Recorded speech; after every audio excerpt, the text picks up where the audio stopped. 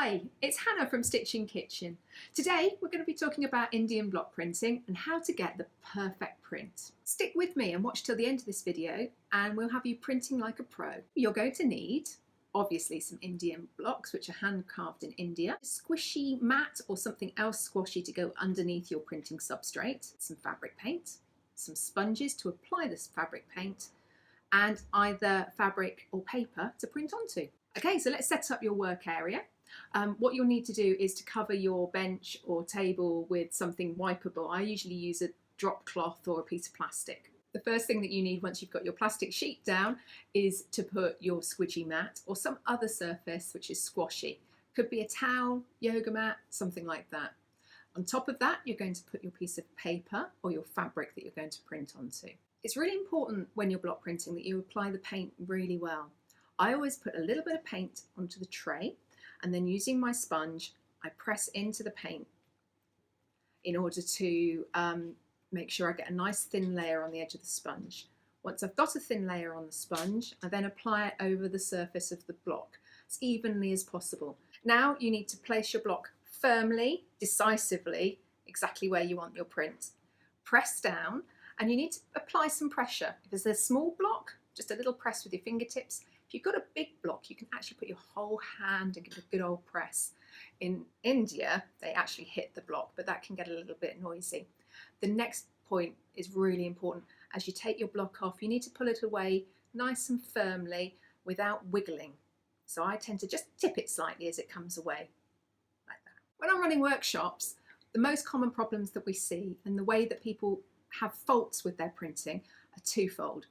Either one, too much paint, and that means that the paint goes into the detail in the design and you end up with splodges or really wonky edges. Or the alternative problem is not enough paint, and that sometimes comes in too when you've got a large block and maybe you're applying different colours of paint because it will dry out over time. I always say to people on a hot day, make sure you print really quickly. Another reason that you can have a poor quality print is either an uneven table or, more likely for most people, an uneven block. Sometimes lower quality blocks may possibly warp over time, and occasionally with a very old block it can be uneven. If it's a small problem, you can sand the surface a little bit to improve it, or maybe use a thicker squidgy mat underneath so you get a better surface adhesion.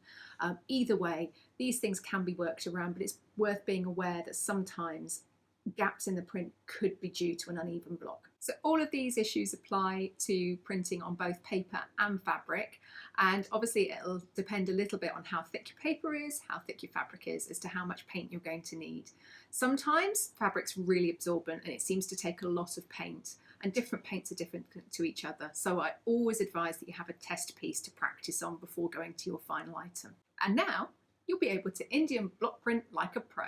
But if you want some more practice, you can come along to the Stitching Kitchen here in Brackley for a workshop, or invite me to come to you. I'm really happy to pack up my kit and come along to groups and even people's houses for birthday parties. Or you can buy all of the equipment you're going to need on the Stitching Kitchen website, which is www.stitchingkitchen.co.uk. So I hope you've enjoyed today's video. If you have, please give the video a thumbs up. And if you're interested in hearing more about what we get up to here at Stitching Kitchen, subscribe and hit the bell so you find out when the next video comes out. And obviously, if you have any questions or comments, please pop them in the comments below. It'd be great to hear from you. See you soon.